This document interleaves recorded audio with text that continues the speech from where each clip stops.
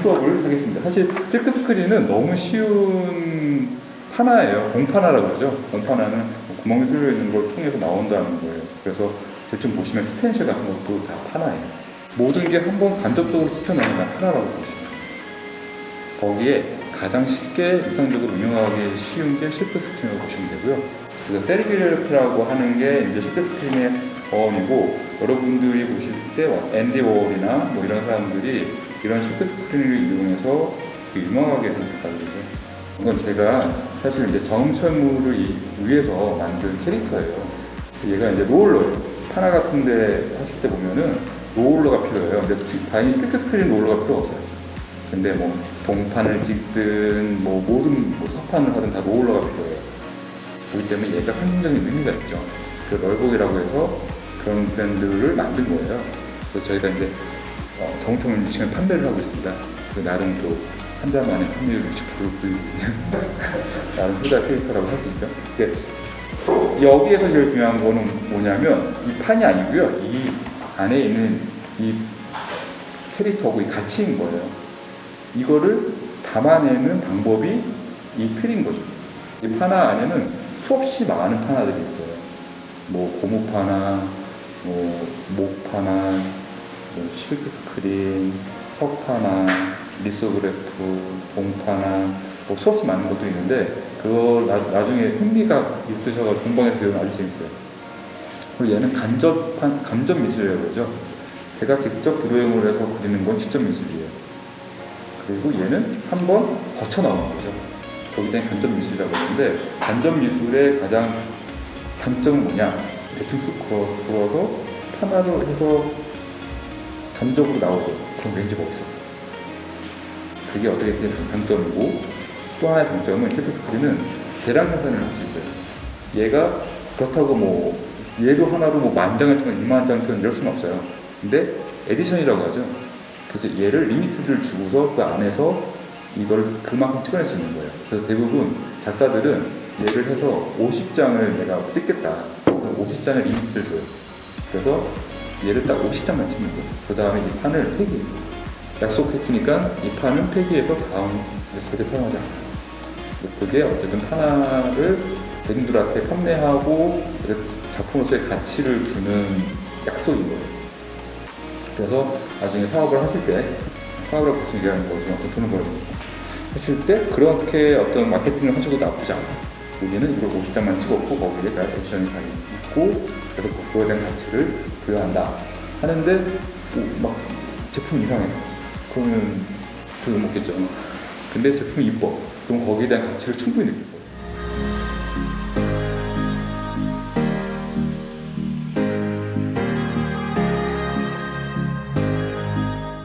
제 수업은 거창하게 말씀 안 드리려고 해요. 그냥 현실적으로 뭐뭐뭐 있으면 되고, 어디서 뭐 하면 되고, 그냥 집에 가서 찍으면 돼요. 그 실크 스크린 재판은 이 판을 재판이라고 해요. 얘는 사실 이 판까지 다 짜가지고 관광까지 해가지고 하는 게 의미가 있긴 한데, 솔직히 요즘 의미 따지는 데가 아니에요. 얘를 드로잉을 해서 이렇게 만들어주는 데가 있어요. 거기다가 보내면 한 2, 3일 되면 와요. 가격도 싸고. 얘가 스케치예요. 짠다 뭐 이런 얘기가 아니라 그런 고무로 만든 건데, 얘가 사이즈로 있어요. 10cm 단위로. 그래서 얘는 이 재판을 이용해서 표면에다가 찍어내기 때 필요한 도구예요. 얘는 반드시 있어야 되고요. 뭐 집에 있는 주걱으로 하신다고 하면 안 돼요. 잉크는 3가지 종류가 있어요. 수성 잉크, 실리콘 잉크, 플라스틱 조리 잉크가 있는데, 우리가 쓰는 잉크는 수성 잉크예요. 얘의 장점은 관리하기가 편해요. 티셔츠 같은 데 보면은 어두운 컬러에 보면 찐득찐득하게 올라가도 조금 딱딱한 프린트 있죠. 걔는 졸 프린트예요. 근데 걔는 왜 그러냐? 어두운 색에는 이 수성 베이스가 안 올라가요. 얘는 염색을 시키는 거예요. 원단을. 그래서 되게 좀 좋은 브랜드나 이런 데들 보면은 프린터가 되게 부드럽죠. 걔네는 이 수성 잉크를 쓰는 거고요. 그래서 얘는 고급스러운 프린터라고 보시면 되는데, 얘 단점은 어두운 컬러에는 밝은 컬러가 안 올라가요. 그 단점이 있어요. 근데 플라스틱 졸 프린트를 해가지고 하면은 얘는 어두운 컬러에 밝은 컬러 올릴 수가 있어요. 근데 플라스티졸은 뭐가 다르냐면 얘는 물 베이스고 걔는 기름 베이스예요. 그래서 쓰는 용제가 다른데 그 플라스티졸은 기름 베이스이기 때문에 쓰는 게 벤조, 환경을 파괴시키는 것들이죠. 그냥 수성 잉크를 사용하는 거를 추천드리고요. 나도 한번 드롭 프린트 같은 거에 도전해보려고. 그럼 인터넷 나오거든요. 한번 해보시면 돼요. 그때. 그래서 이 정도만 있으면 일단은 다 찍으세요. 어디. 그리고 잉크도 얘는 패브릭용이에요. 이 패브릭용은 패브릭에다가 찍으면 얘가 열 처리만 하면은 빠지지 않아요. 물론 뭐 유황가스를 넣고 하면 빠져요. 아주 깨끗하게. 그러실 수는 없다고 생각하고요. 실크천의 종류, 실크샤라 그러거든요. 실크천은 여기에 보시면 이렇게 이미지가 들어가 있는 얘가 실크천이에요. 대부분 저희가 쓰는 거는 180목에서 300목에 되게 고운 실크차를 씁니다. 왜냐면 드로잉이 뭐 두꺼운 선도 있지만 얇은 선도 있을 거고 이렇게 그렇게 해야지 표현이 되기 때문에 대부분 저희는 그래서 기본적으로 한 250목을 사용하신다고 봅니다. 그 인터넷 사이트에다 구매하실 때도 250목 쓰시면 돼요. 그리고 이 틀에 대한 것도 말씀을 드릴게요. 3040, 5060 이렇게 나왔던 사이즈가 얘는 3040입니다. 필름 사이즈가 이 안에 들어가기 때문에 대충 A4 용지에 꽉 차게 들어오게 되면 3040판을 만들 수 있어요. 그리고 5060판은 A2 용지에 꽉 차게 들어가면은 큰 판을 만들 수 있어요. 되게 간단하게 설명됐죠. 그 안에 드로잉이 들어가면 내가 3040을 선택해서 250목을 선택하고 그 파일을 올려가지고 재판이 가능합니다.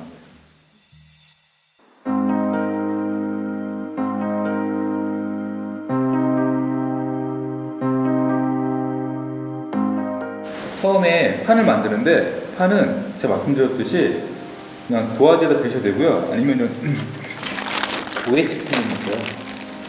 이렇게 직접 그려도 되고요. 그래서 이거를 그냥 매직 같은 걸로 해서 이 OH 펜에다가 직접 하셔도 되고, 아니면 뭐 컴퓨터 잘하시면 일러스트를 하시는 게 제일 그래서 필을 만들 수 있어요. 그리고 두 번째는 이 실크트를 만드는 건데 저희가 이제 공방이나 이런 데서는 이 실크샤를 내요 직접.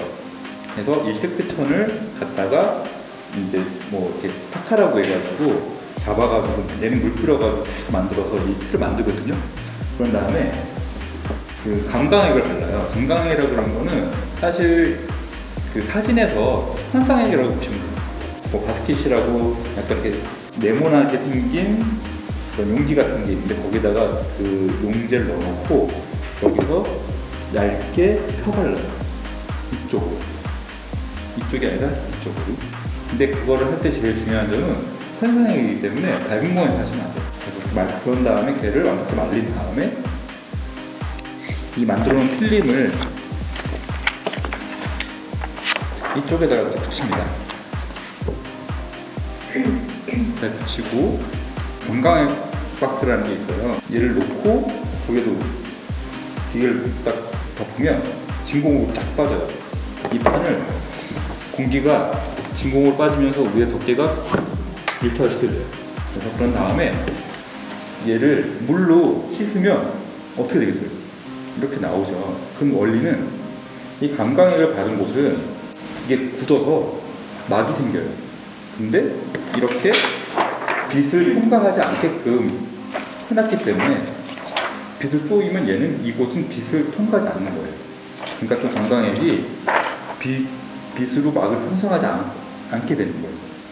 근데 물을 통과하니까 이 부분이 고착이 안 되니까 그 부분이 떨어져 나가는 거죠. 그래서 이 판이 생기는 거예요. 그런 원리로 생기는 게 이 실크스크린 재판이에요. 공장 같은 경우는 이 다이가 쫙 있어요. 붙여놓고 거기에 또 보면 그 다이에 진공이 돼가지고 그냥 이렇게 바람이 쭉쭉 빠져요. 옷이 툭툭 붙어요. 거기다가 놓고 찍는 거예요. 그리고 그 다음 레일은 열 처리를 해야 되기 때문에 열 처리되는 기계 같이 따라와요. 찍은 다음에 열 처리 기계가 따라오면서 건조시키는 거예요. 그렇게 하는 게 대량 생산하는 공장에서는 그렇게 되는 건데 우리는 그냥 집에서 싱크대 옆에서 물이 필요하니까 식탁 그래서 청 깔아놓고 옷 올려놓고 얘를 찢고 물도 빨고 이렇게 해요. 근데 얘의 문제는 손으로 미기 때문에 균일하게 나올 수가 없어요. 근데 그런 맛을 가지고 있다고 보시면 돼요. 어쨌든 그런 의미로서 직접 하실 때 완벽하게 찢기지 않아요. 근데 기술이 좋아지면 완벽하게도 찢어요. 그래서 그런 의미로 이거를 쉽게 접근하시고 쉽게 배우면서 정말 이게 맞아가지고 내가 한번 해보고 싶다 그러면 계속 혼자만의 기술을 풀어나가시는 계기로 삼으시길 바랍니다.